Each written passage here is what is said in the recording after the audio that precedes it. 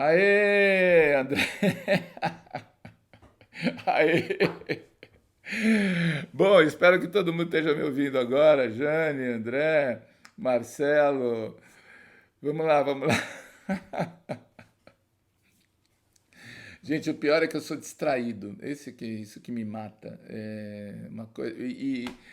E fazer streaming é um negócio que requer muitos detalhes e muitos cuidados. Mas vamos lá, acontece, de vez em quando acontece nas melhores, nas piores famílias. Muito bem, vamos começar de novo. Então hoje nós vamos apresentar o trabalho do Walter Firmo, que é um ícone da fotografia brasileira, né? O cara que atravessou assim a idade de ouro do fotojornalismo brasileiro, fez as grandes revistas, os jornais, na época que as revistas faziam a função que depois acabou sendo destinada à televisão muitos anos depois, né? É, o, e além de ser grande fotógrafo, além de ser um personagem importantíssimo na fotografia, o Walter Filme é uma pessoa excepcional, assim, no trato humano, o que tornou essa nossa entrevista, nosso encontro, assim, muito agradável, como vocês vão ver, muito descontraído, assim. E eu queria então dizer para vocês que essa é a última, né, transmissão do ano aqui, encerrando o ano, que daqui a pouco a próxima seria Natal, né? E praticamente o Walter é assim nosso presente de Natal, né? Então aproveitem bastante, vai ser muito legal mesmo, assim.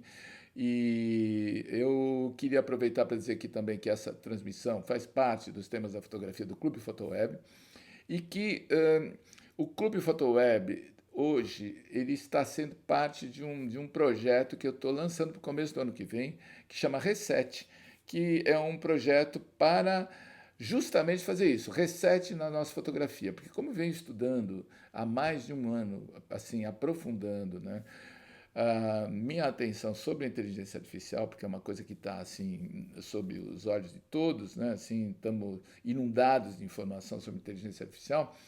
Eu venho refletindo muito sobre como é que eu vou entrar nesse negócio, entendeu? Eu acho que uh, já entrei no Midjourney há muito tempo, já escrevi e-book, já fiz várias lives com os operadores mais significativos da inteligência artificial aqui no Brasil, desde março do ano passado, que vem uma live assim, e periodicamente refletindo sobre isso com vocês, porque eu acho que é uma coisa necessária, porque é uma coisa que está caindo em cima da nossa ideia de fotografia assim, de maneira muito pesada, muito presente, né? E o problema é que é tão rápida a velocidade da evolução dessa tecnologia que, como disse lá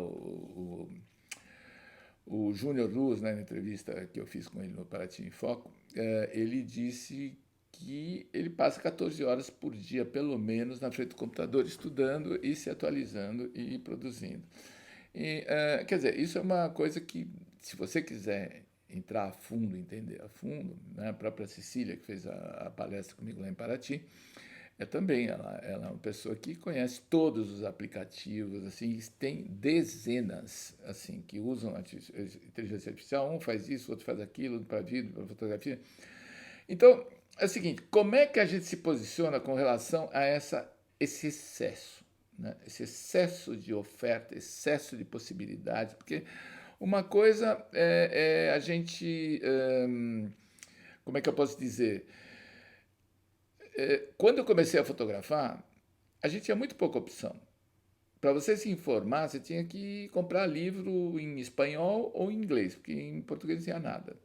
Não existia internet. Então, era o contrário de hoje, era uma precariedade, uma dificuldade, né? E que mudava também os tempos, né? Naturalmente, né? De acesso às coisas e tal. E a gente estudava através de livro, e não tinha escola de fotografia, universidade, nada. Era uma coisa assim, meio de autodidatismo, né?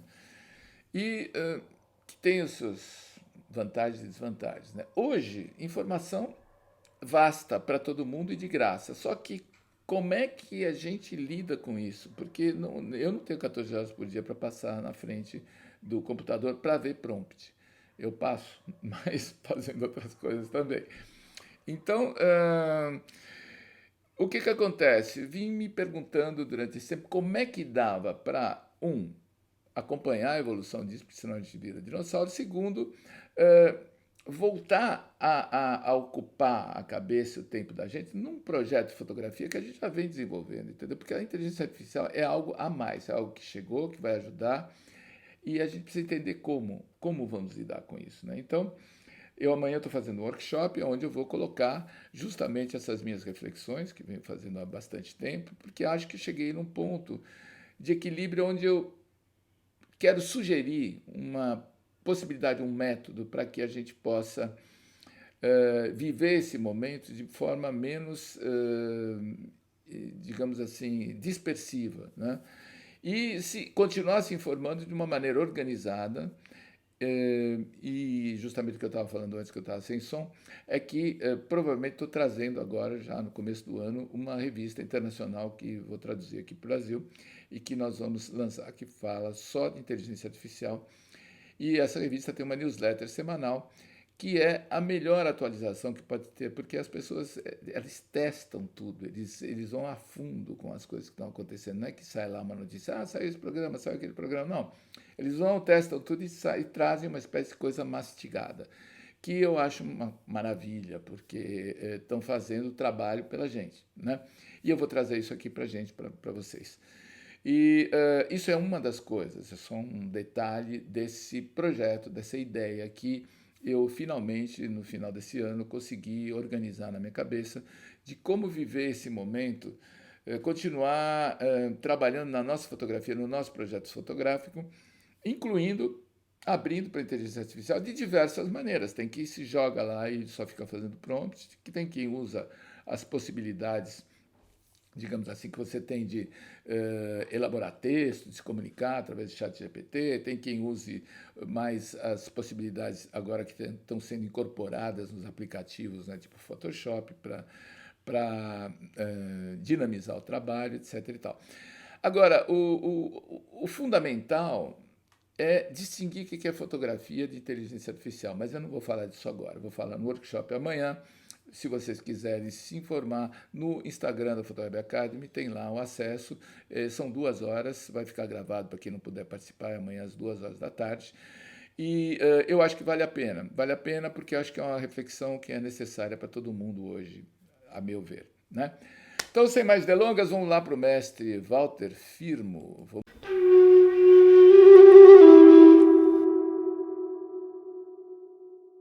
A gente conhece, né, por detalhes quem é a pessoa. Exatamente. Pelo olhar. Olha aqui, eu estou te olhando. Não vou dar mole. Ixi, o negócio está duro aqui. Depois que você entrevistou um ex-amigo, que nunca fomos amigos, o Miguel, né, e ficamos hoje não nos falamos por besteira, enfim, coisas que ele puxou e eu não quis. Então eu fiquei pensando, poxa, depois que ele entrevistou aquele chato do Miguel, agora o que ele vai fazer comigo? Bom, porque o Miguel é um grande artista, eu dou aula nos meus cursos sobre o Miguel Rio Branco. Ele é um grande artista da fotografia. Mas, como homem, é uma pessoa que não joga no meu time, só isso. Bom, então vou começar formalmente. Vou me apresentar para você. Aqui é o Roberto Secato, ali aquela câmera ali é onde as pessoas estão te vendo, aquela tele. E eu estou aqui assim, felicíssimo com o Walter Firmo, ícone da fotografia brasileira. Um dos personagens fundamentais da minha formação, quando eu era ainda jovem fotógrafo, pegava as páginas da revista Iris, né, e via os trabalhos do Walter lá, era uma das referências fundamentais para a gente na fotografia, sobretudo na fotografia de cor, né? Porque você viveu uma época heróica do fotojornalismo, né? Quer dizer, o fotojornalismo naquela época era assim o que é hoje a televisão, né? Quer dizer, porque a televisão era incipiente, ainda era meio, né, pouca coisa, então a imagem televisiva era muito tosca, muito precária, né? Hoje você tem grandes diretores de fotografia, tipo Walter Carvalho, fazendo coisas para Globo. Mas naquela época era tudo muito... Ele adora uma FMI2 com preto e branco, filme. Porque gente que veio da imagem fotográfica, do cinema e tal. Então eu me sinto muito feliz aqui de estar aqui com você, pô, e exemplo em todos os sentidos, né?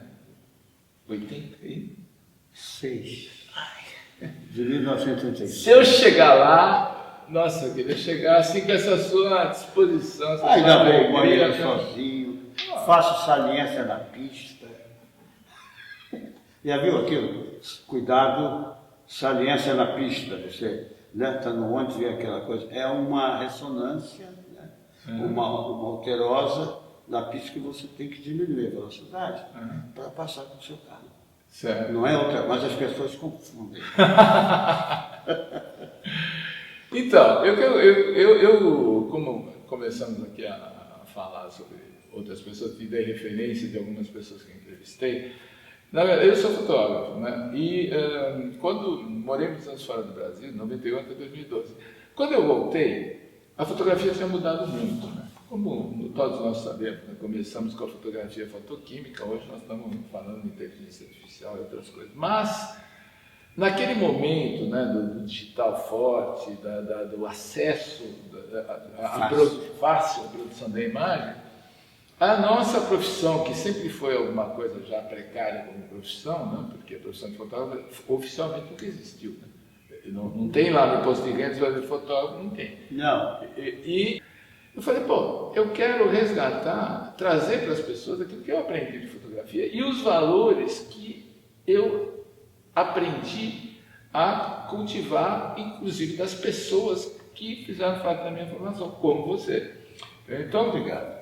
Nesses anos em que eu resolvi, então, me dedicar a falar também de fotografia, além de fazer fotografia, eu pude entrevistar alguns fotógrafos que para mim são muito importantes. O Miguel, o Cristiano Mascaro, quem mais?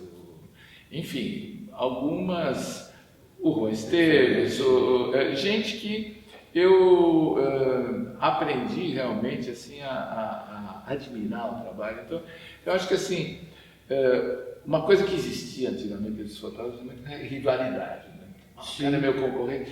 Eu acho que, se eu admiro o trabalho de alguém, eu quero dizer, entendeu? Olha, esse trabalho merece ser visto, apreciado. Formar um clube de 3, 4, 5, 10 pessoas que concordam com aquela interação visual. Exatamente. E passa a ser um deles.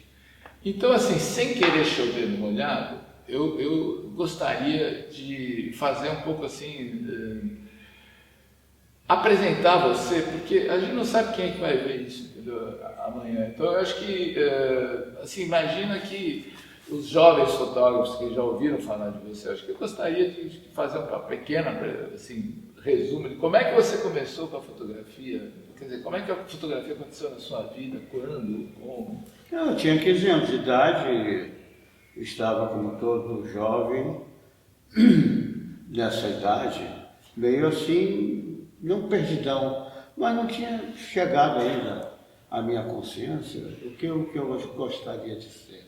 E foi através de ler os textos de José Medeiros, o piauiense que trabalhou no Cruzeiro, e depois foi fazer cinema, né, como diretor de fotografia. E eu li os textos dele assim, como fotografar. E aí eu li os textos e eu digo, puxa, eu gostaria de fazer isso, é muito interessante. E aí eu estava vendo sempre José Medeiros em Paris, em Londres, no Saara, Copacabana, Serra do Roncador. E eu bati comigo mesmo, eu digo, eu quero ser esse cara. Eu não quero ter uma mesa para sentar na cadeira e ter que, sei lá, de uma forma, né, que eu não estou em lugar nenhum, só estou num lugar único. Eu quero estar no mundo todo. E aqui, aí, eu acho que o José Medeiros foi um dos meus pais na fotografia. A distância me instruiu e me botou exatamente ao sabor dessa vida, né, que até hoje eu sou um fotógrafo, que estou constantemente fora de um lugar. Tá, mas aí você viu, lia as coisas dos José Medeiros, aspirava àquela vida, né, de uma pessoa que viaja, fotografando, não. Mas como é que você virou fotógrafo? Como é que você, daí dessa coisa, você passou para fotografia? Eu recebi o meu pai, que tinha sido enfermeiro do Corpo de Fuzileiro Naval, da Marinha, né? Ele, com 42 anos, ele sai com 42 anos, jovem, né? Ele foi para a Libra, uma empresa mercantil de seus navios de carga irem fora para trazer. Ele trazia óleo bruto, cru, para ser, enfim, beneficiado, né?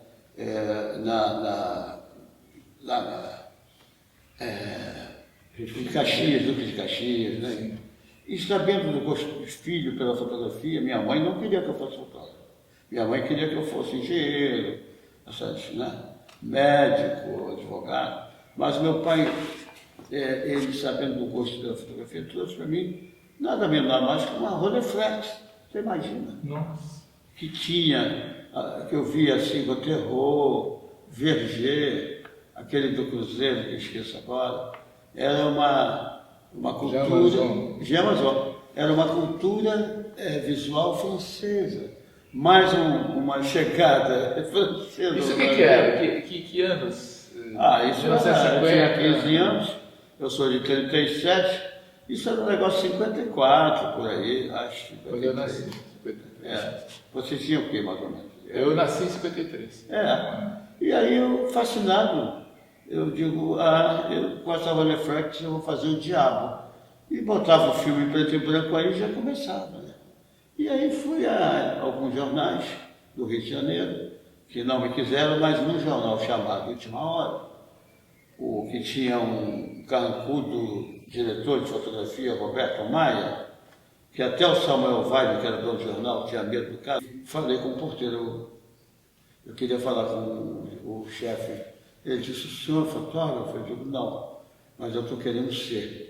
Estou com essa máquina, eu queria falar com ele. Aí ele ligou, veio uma pessoa truculenta, assim, de 2 metros, 3 metros de altura, disse, o que você quer? Fala comigo?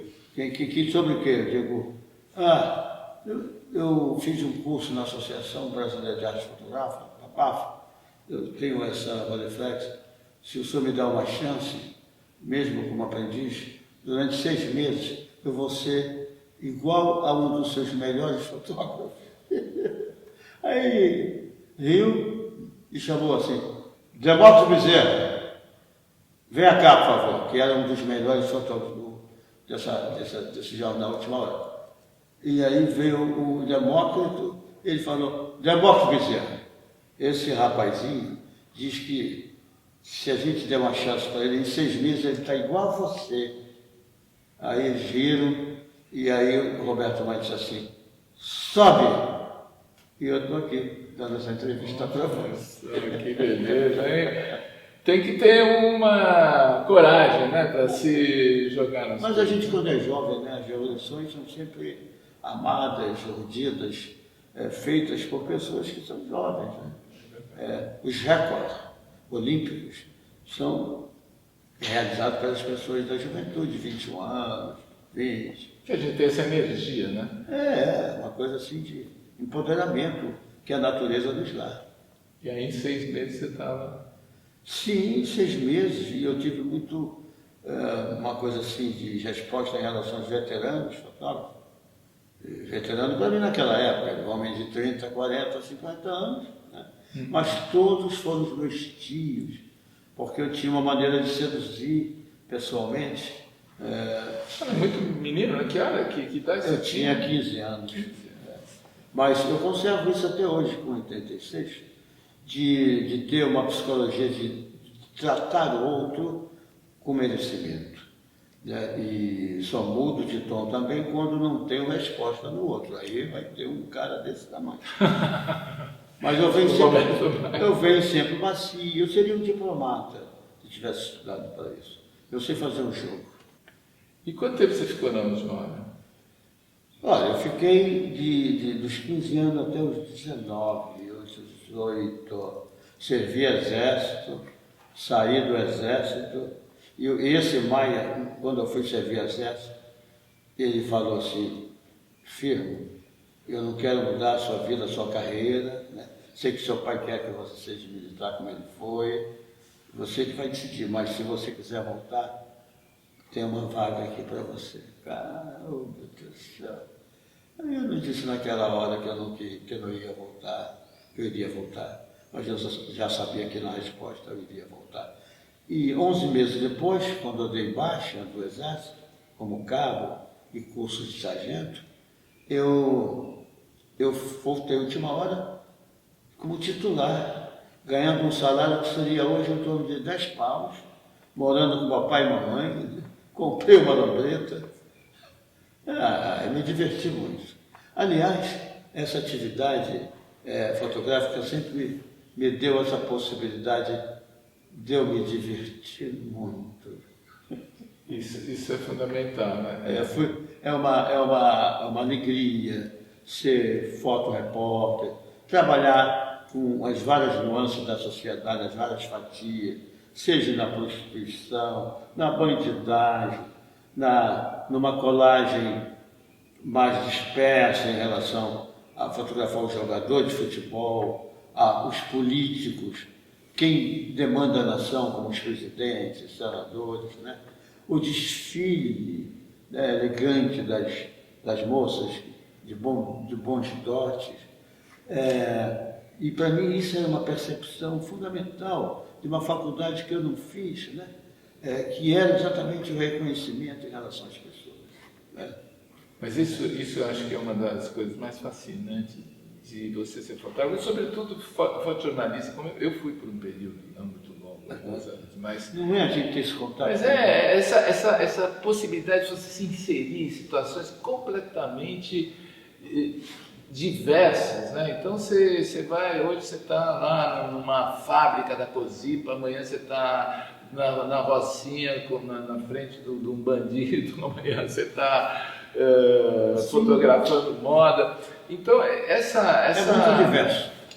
É muito interessante. E na verdade, isso foi uma das coisas que me levou, acho que, à fotografia, de ser um pouco outsider, sabe? De você poder entrar em todos, mas não estar em nenhum. Porque você está, né, nessa liberdade de movimento. E isso te induz a praticar uma invencionice em relação a tudo que você vê, que você nem tinha tido, você nem sabia que tinha esse poder, né? E se você é um criador, é um prato feito.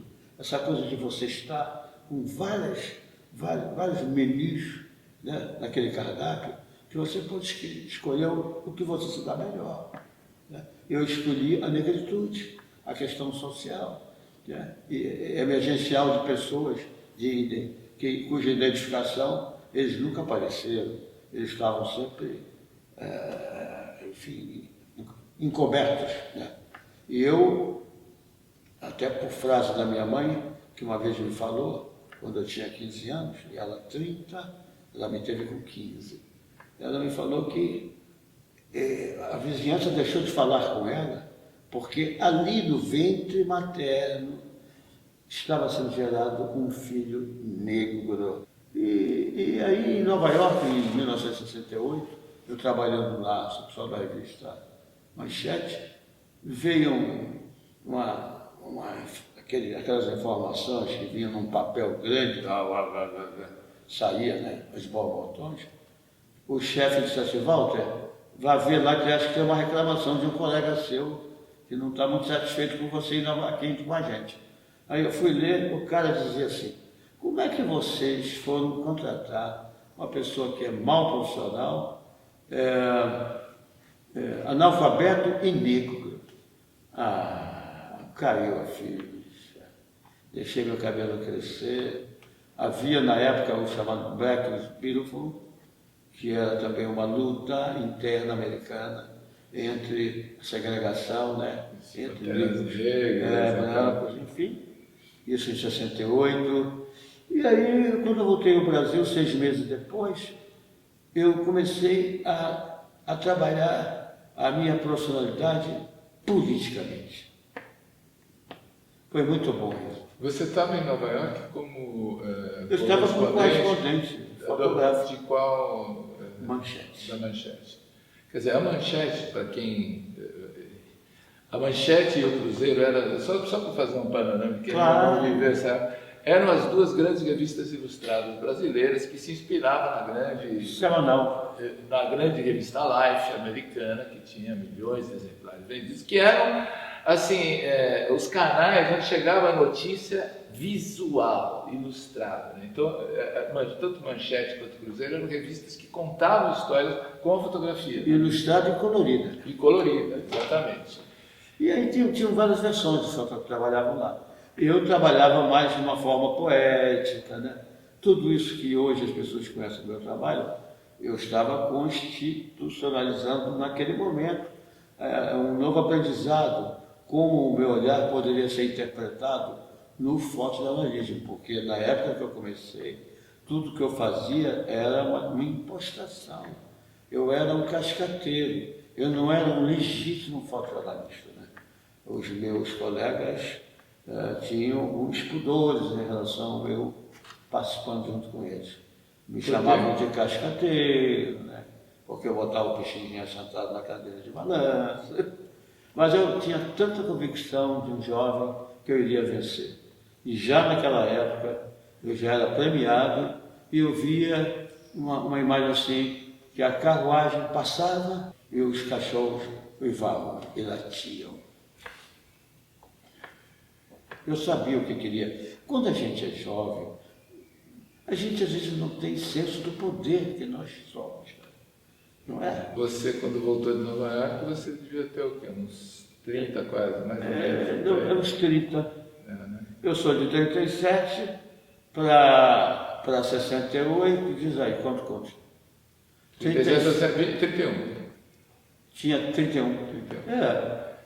Então, e aí você estava na Manchete, você ficou muito tempo na Manchete? Eu fiquei 5 anos lá. Sim. Né?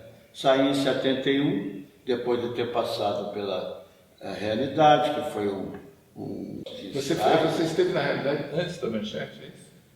Eu saí do Jornal do Brasil em 64, convidado, fui o primeiro fotógrafo da Abril para o projeto chamado Realidade. Depois que vieram Cláudia do Jorge Love, né? Quem mais? Eu estudei com os dois. Eu Maureen, comecei a fotografar a Maureen Beceliar e outros, né? Jorge Love, David Zink, muitos estrangeiros né, que vieram com uma... Mas eu fui o primeiro. Isso é o meu orgulho. Nossa. Porque depois que eu saí por razões, eu não me adaptei a São Paulo e resolvi voltar para o Rio quando fui fazer a Manchete.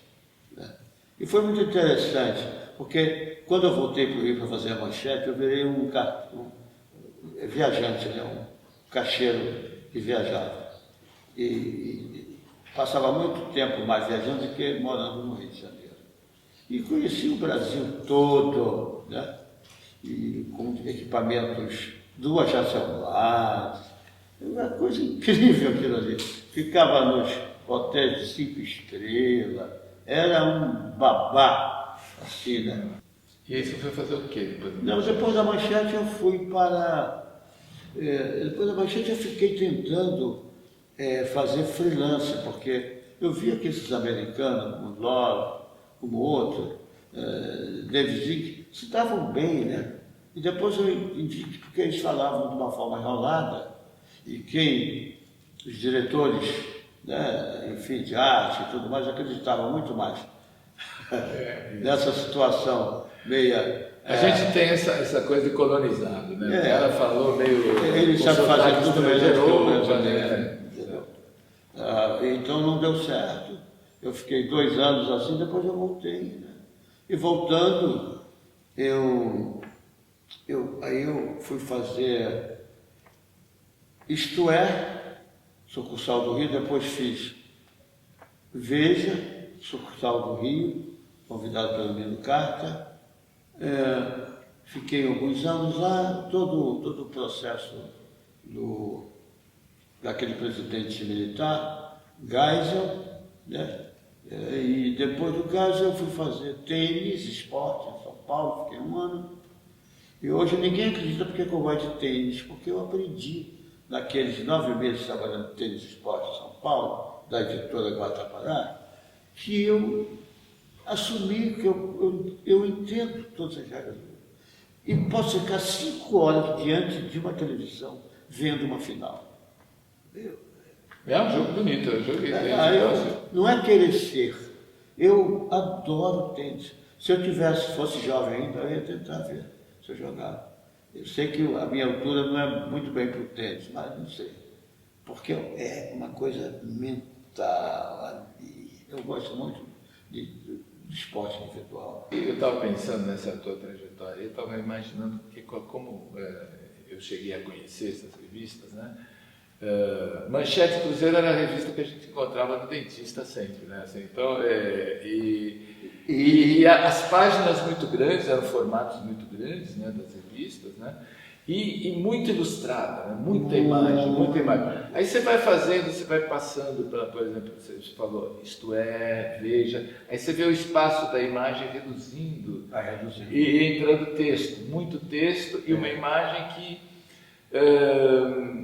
tinha que ser icônica, talvez para capa, uma coisa assim, mas não tinha mais aquela característica das grandes reportagens da Manchete, né, que era assim, páginas e páginas, assim, né, de cor, né? Mas também nesse tempo eu vi que os fotógrafos mais criativos, como eu naquela época, alucinadamente na velocidade máxima, eu tinha um consentimento visual, mas dentro de um comportamento assim, cuja filosofia trabalhava numa estratégia de ensaística. Ninguém fazia, poucos que eu me lembro faziam isso. E eu era bom no ensaio. E isso trabalhou para mim, quem era fã do meu trabalho, de contrata sempre esse cara, deixa ele junto com a gente. E eu fui sempre um cara de muito sucesso na minha atividade fotográfica.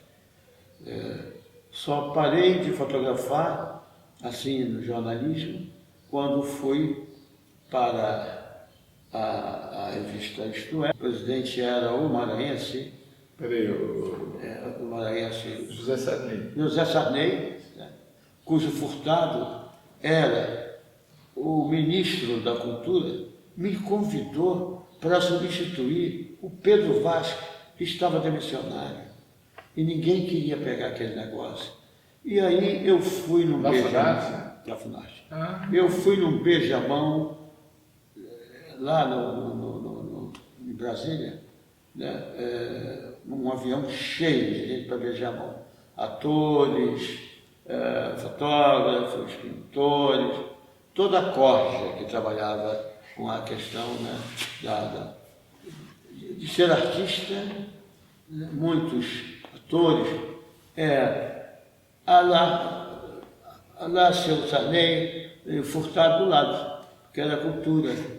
E aí, num desses encontros, a mulher dele, que foi jornalista, muito minha amiga, me chamou num canto assim, Walter, por que você não se põe diretor lá da fotografia lá, da Funarte, né? 85. 85, então, porque eu vou fazer um outro parênteses aqui explicativo, porque a Funarte, que é a Fundação Nacional das Artes, que hoje está meio eclipsada, nessa época produziu muitos materiais fotográficos, faziam concursos nacionais, inclusive eu participei, estou em vários daqueles livros lá. E era um fomento importante para a fotografia autoral, para a fotografia fotógrafos que estavam nascendo, né, que estavam ali tentando encontrar um espaço de expressão. Então a Funarte foi muito importante. Então. E outros daqueles tempos, né? Mas aí então você foi para a Funarte? Eu falei para ela, digo, não sei, acho que não, é um desafio, eu sou fotógrafo, né, não tenho muita certeza. Ela disse, volte para o Rio, pense isso era uma sexta, até quinta-feira, quarta, me liga, espero que você concorde, né?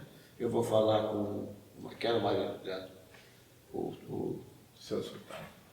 O Furtado, vou falar com o Furtado, e dependendo do que espero que seja positivo, você vai ser o novo diretor do Instituto Nacional da Fotografia.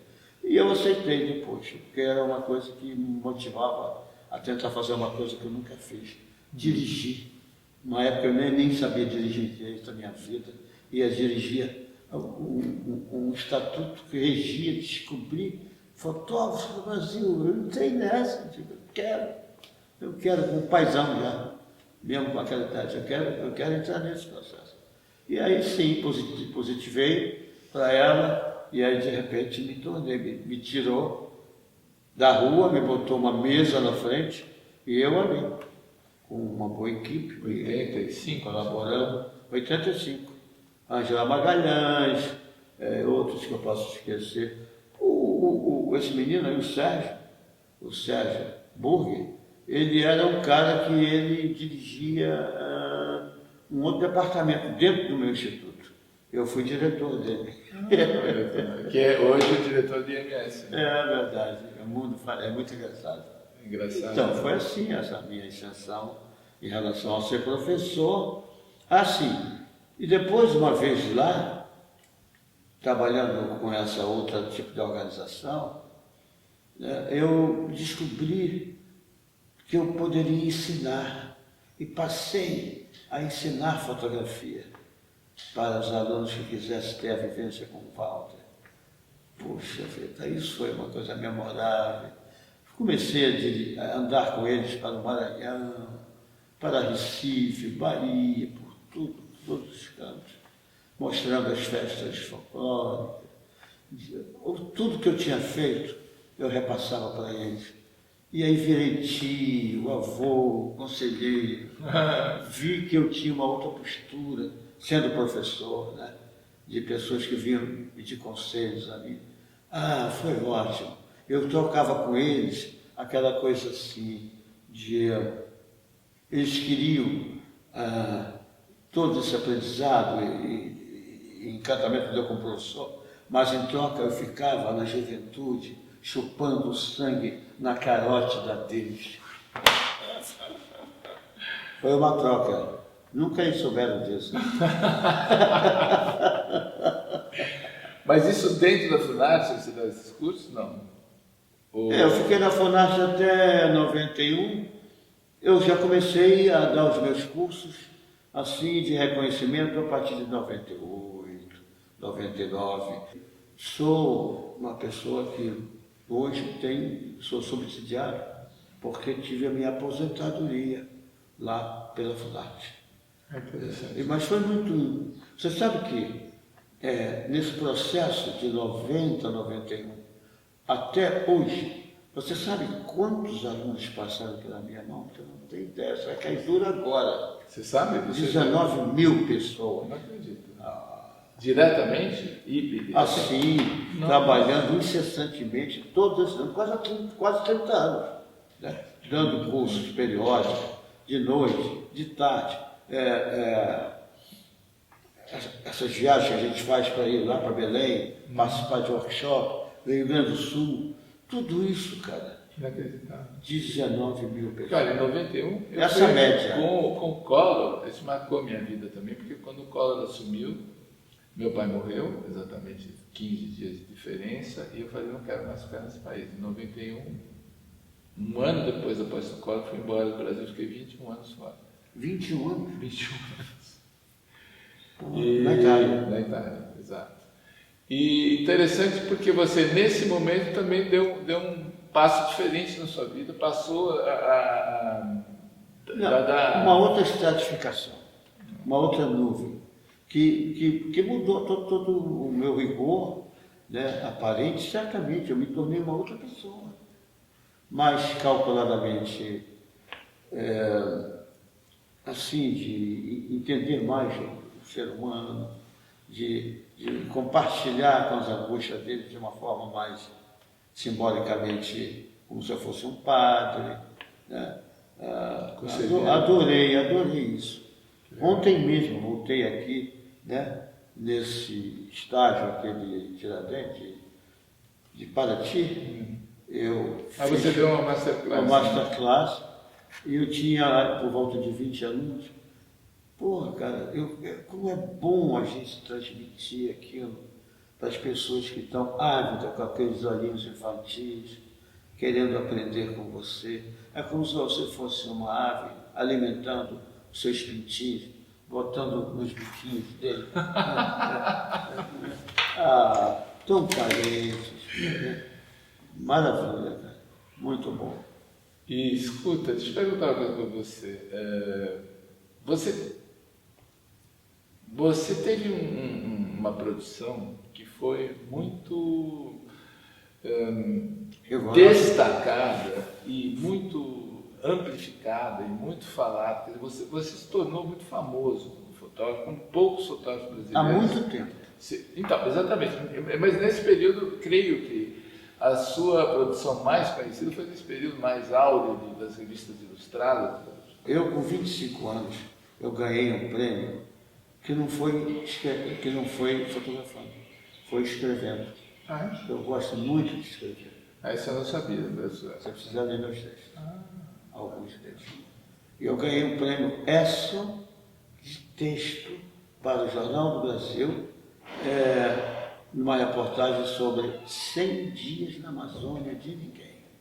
Eu fui sozinho, fotografando, escrevi, ganhei o prêmio ESSO, ganhei uma passagem para ir conhecer Nova York, né, ir de volta, e $500, que outro dia fizeram uma recontagem, seria hoje 80 mil reais.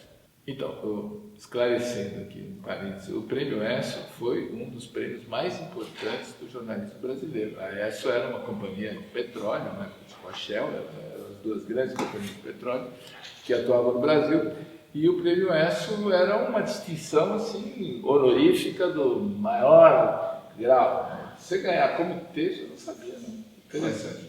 Eu gosto de escrever. E você tem esse material publicado? 100 dias? Está na minha exposição aí do MS? Do Instituto.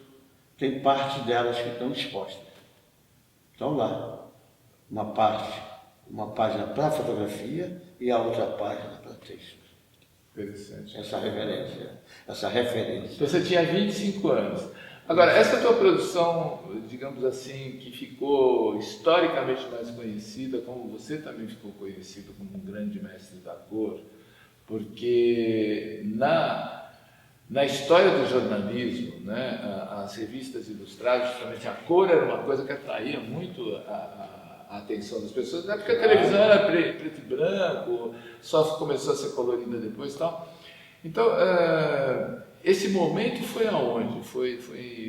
Qual foi esse grande momento? Acho que rolava em 1960, e nas publicações da revista Manchete, de forma semanal, eu via sempre, quando podia, David Zing fotografando regionais brasileiros.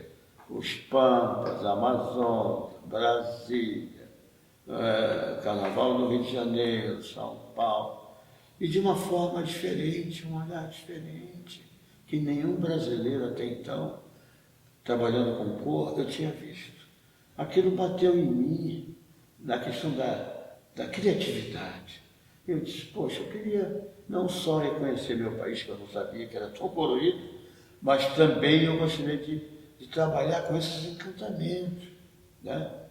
O Zing não trabalhava muito com a pessoa, mas ele era um colorista, ninguém fala hoje dele, né?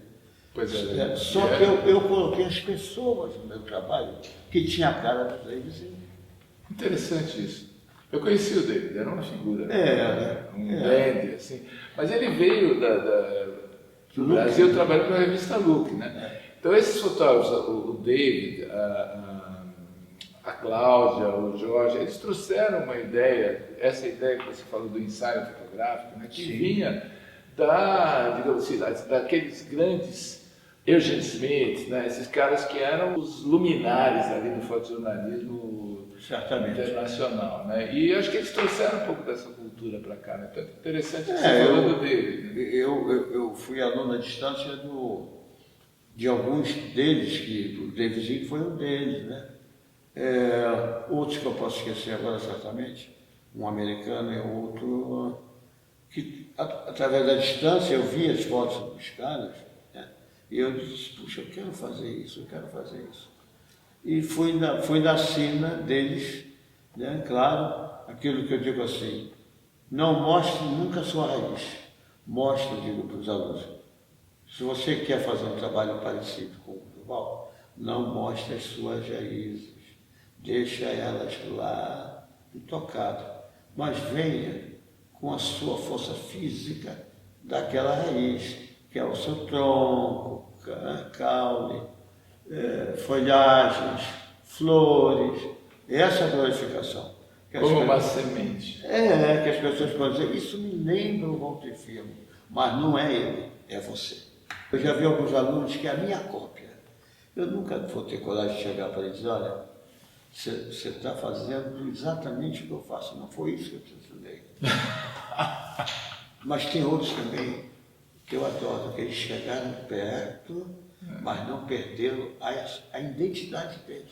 Isso é importante. Entendeu? Não é o Walter, é eles. Lembra o Walter, mas é eles. Então, essa questão de ensinar tem esse. Né?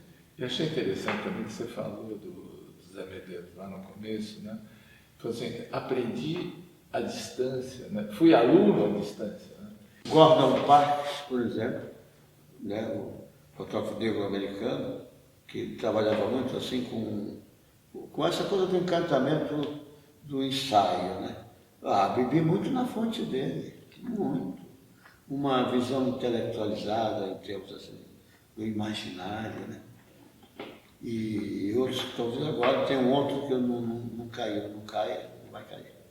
Ele também. Foram esses dois, mais por David Zinck. Fora isso, foi uma expertise minha, brasileiro, caboclo, que mergulhou nessas cores e começou a tirar partido pessoal em relação à causa. Com certeza. Eu abrasileirei a nossa cor.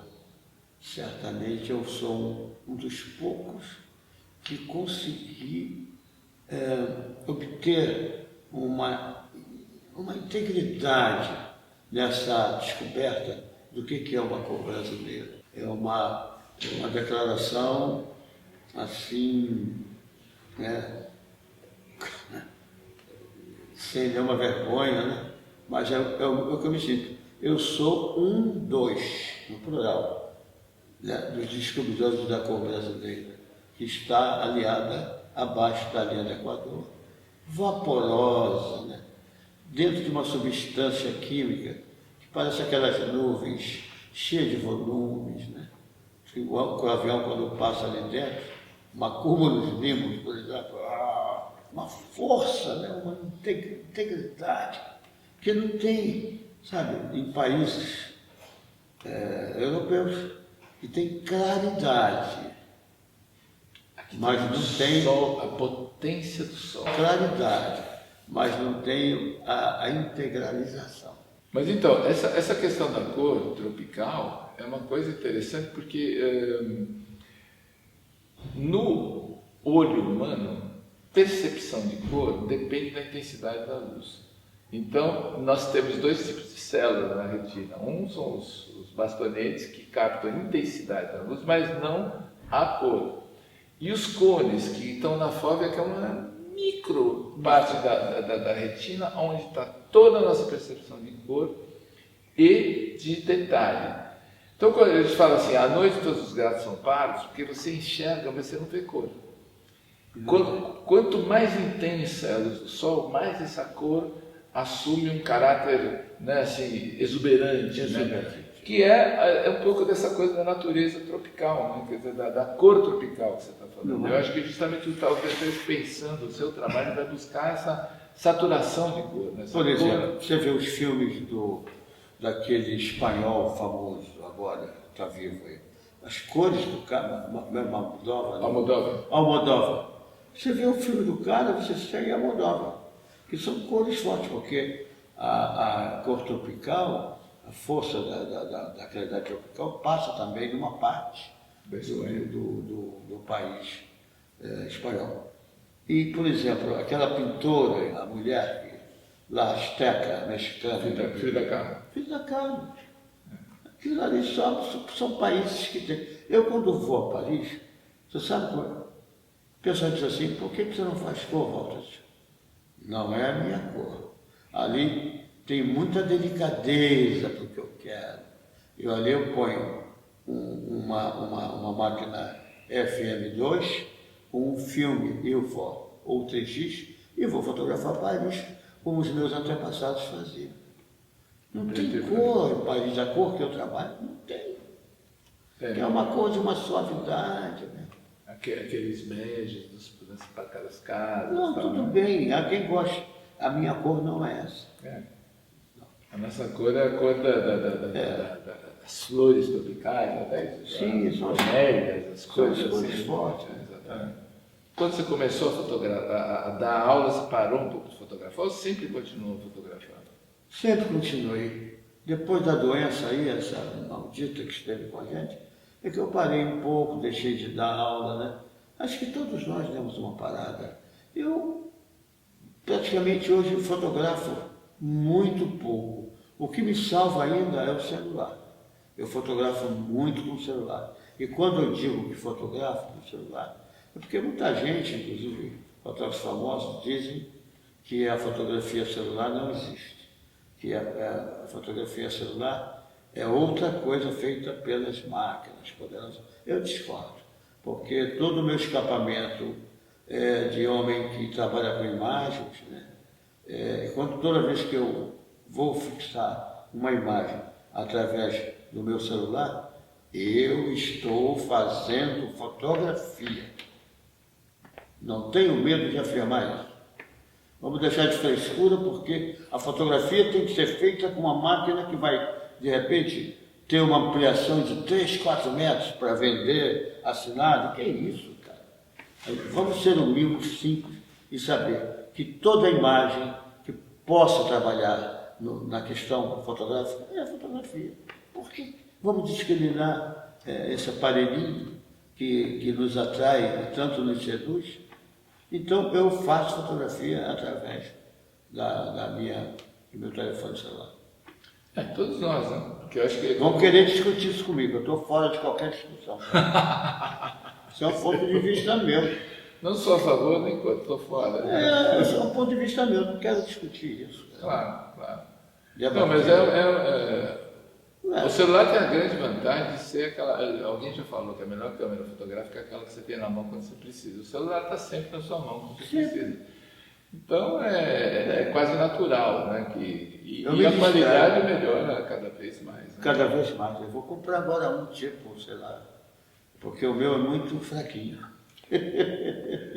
A gente transmite para o trabalho que a gente faz aquilo que a gente é. Né? Então eu acho que o seu trabalho também tem essa coisa de uma alegria de viver, de uma disposição. Serei eternamente sentimental, sempre. Não vou sair disso. Então eu sinto as coisas, como você também. Não é só fazer o clique. Mas o importante é isso, né? A gente tem alguma coisa a dizer, né? Quem tem alguma coisa a dizer, pode ser com o celular, pode ser com a escrita, pode ser com qualquer linguagem que sirva para expressar um sentimento. Eu acho que a fotografia, para a gente que trabalha com imagem, é um pouco isso. Eu sinto que para mim é uma forma de comunicação, é um jeito de eu me comunicar com as pessoas. Claro. Não, nós somos os visionários. Acredito que você também. Às vezes a gente vê coisas que uma pessoa tira como normal não vê. E você se assusta quando você vê aquilo, que você sabe que ali tem uma fotografia. Mas ninguém vê aquilo, só você. Isso acontece muito comigo, né? Das coisas mais estranhas que eu digo, mas como eu vejo isso, cara? E ninguém vê. Aí eu faço uma foto. Então, é uma questão de dotação, de ser dotado aquilo, né? Você não escolheu ser, você foi, né, constituído, chamado a ser uma pessoa de ver assim. Não pode querer que o outro veja. Agora, quando ele vê da maneira que você viu, é possível que ele tenha um choque. E ele diga assim, não, Deus do céu, que coisa linda. Como é que ele viu isso? Às vezes nem a gente sabe. Eu acho que assim, de alguma forma, o que cada um de nós pode dar de contribuição para aquilo que faz, né, na sua expressão, é justamente aquilo que está dentro da gente, é o que nos distingue, né? Quer dizer, você cresceu com uma história de vida, uma atenção para certas coisas, eu com outra, o outro com outra. Então, por isso que eu acho que não tem muito sentido essa coisa de concorrência, porque nem é que estamos todos fazendo uma coisa, cada um tem um olhar voltado para uma coisa, né? E eu acho que é esse conjunto, essa diversidade que faz a riqueza de uma linguagem. Né? Para mim não há concorrência, o que existe é uma solicitação de mercado que exige olhares diferentes, sabe? Exige, ninguém quer ver eu tendo o mesmo olhar que você e você o mesmo olhar. Não, tem que haver distinções, tem que haver separações nessa busca e procura da imagem, né? Do que nos comove. Porque você é comovido de uma forma, eu sou de outra. E a pessoa que vai nos ver vai se declarar se quer você ou eu, isso é o problema dele. Exatamente. Deixa eu fazer uma última pergunta aqui para a gente encerrar.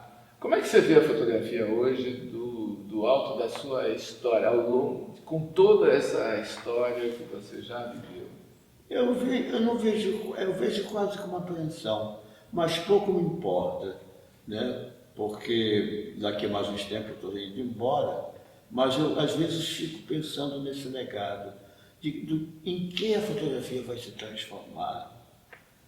Eu fico dividido, né? Sem querer adivinhar o que vai ser e o que não vai ser. Eu não sei te responder muito bem essa pergunta, mas eu acho que a fotografia acabar vai ser muito difícil, né? Porque essa jovem, ainda senhora, que foi descoberta em 1837, ela ainda é jovem e ela não vai demorar muito para ela envelhecer, porque o mundo, quando, através dela, começou a ter uma outra identificação, de outras descobertas, né? De outras pessoas que, através dela, se reconheceram, né? E se espelharam na fotografia. A questão da morte ficou uma coisa mais distante, e de outras vaidades, né? Que estão muito longe da morte, mas que é da nossa própria sobrevivência, que é se ver no espelho, né? Como Narciso se viu ali, ninguém consegue irá mais viver sem a fotografia. O que poderá substituir? Tá bom, que venha essa inteligência artificial, que venha mais não sei o quê, mas a fotografia terá muito tempo de vida ainda. Não sei concluir em relação a uma verdade verdadeira do que vai acontecer, até porque eu não sou Nostradamus, né? Mas acho que a fotografia vai demorar a ser enterrada, né? A ter uma coisa que, digamos assim, ai, que chato, eu não aguentava mais a fotografia. Você se vê assim, de repente, sem a fotografia? Não, eu acho, um pouco pegando desse ponto de vista histórico, né? Você falou desse tempo, né? A fotografia, ela nos legou uma memória histórica que é muito, digamos assim, por mais que seja manipulado, retrata a realidade. Né? Eu acho que a fotografia, ela é indissoluvelmente ligada à realidade e por isso não vai desaparecer. Vai ter outras formas de expressão, outras maneiras de criar imagem e tal, mas a fotografia em si, ela tem essa função primordial de memória. Né? Quer dizer, você, sei lá, as pessoas daqui a 10 anos, 15 anos. Poderá ver. Se eu estiver aqui, eu quero ver só os meus filhos pequenos, entendeu? E eles talvez queiram ver a foto do pai, mas que você quer ver uma foto que seja aquilo, que era a pessoa mesmo, não uma invenção. Né? E eu acho que a gente faz parte desse fluxo aí, você como, digamos assim, grande exemplo da nossa fotografia e desse momento glorioso da fotografia que foi do pós-guerra, né? Finalmente assim, né? Talvez terminando essa nossa história, que a fotografia não mente jamais. E aí abre-se uma outra discussão, porque a fotografia é a maior mentirosa, porque a partir daquele segundo que você clica, ela já é uma mentira. Aquilo não é mais verdade. Aí você vai discutir isso, vai ficar uma semana ali discutindo aquilo. Vai acabar o teu celulose. Muito bom, muito obrigado então por essa conversa. Adorei te conhecer primeiro, Eu gostei da sua energia, ficaria conversando com você aqui mais tempo, mesmo com a máquina desligada. Tá? Eu também. Muito Valeu, bom. tá? Muito obrigado, viu? Até. Adorei. Até sempre, como dizia meu pai. Não vamos deixar de nos falar agora, porque eu já gostei de você, já deu sinal que eu quero te ver outras vezes. Muito bem, eu também. Tá bom? Muito bem. Fico muito feliz. Obrigado. Valeu. Até. Bom, gente, espero que tenha sido interessante essa conversa aí com o Walter Firmo. Como vocês puderam ver, além de ser fotógrafo muito interessante, história muito interessante, né, de vida, assim, ele é uma pessoa sensacional, né?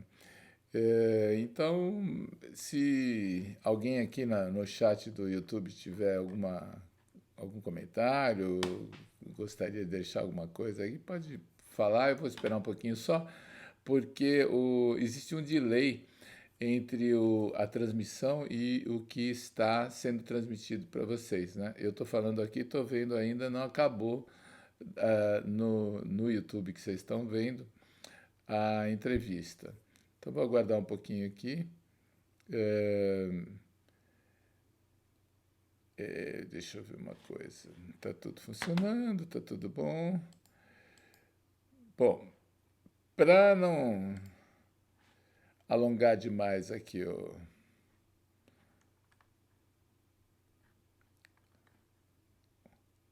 os nossos caros ouvintes, assistentes, como é que se diz assim? Espectadores. Eu vou, então, agradecer a presença de todos vocês. Vou me desculpar de novo pelo problema técnico que tivemos no início. Eu vou recarregar esse vídeo aqui para ele ficar disponível com uma boa qualidade para que vocês possam rever ou então indicar, porque eu acho que é uma entrevista muito bacana. Ela vai ficar na íntegra por alguns dias e depois vamos encontrá-la numa qualidade maior, numa outra plataforma, dentro do Clube Photoweb. Então, agradeço novamente a presença de vocês, estou vendo aqui os comentários, muito obrigado a todos que participaram. E é uma oportunidade, Marcelo colocando, eu agradeço a oportunidade de ver e ouvir o mestre, a Jane também. É realmente sempre não posso negar que quando eu fui a Paraty foi complicado organizar essa conversa da gente, porque precisava de um lugar, porque não tem um lugar ideal. Durante o festival tem muita coisa acontecendo, né? E ali também não era um lugar tão silencioso, mas eu acho que no fim das contas, com todas as precariedades, sempre vale a pena, porque esses momentos são raros e fugazes. Assim, eu não sei quando vou voltar a vê-lo, e acho que esse registro foi muito, muito importante, assim como de outros fotógrafos, grandes fotógrafos brasileiros, que vocês podem encontrar lá dentro do Clube Photoweb. Então, um grande abraço. Dê uma olhada lá no workshop, que vai ser amanhã. Reset, para começar 2024 com a sua fotografia no lugar certo. Grande abraço e fui!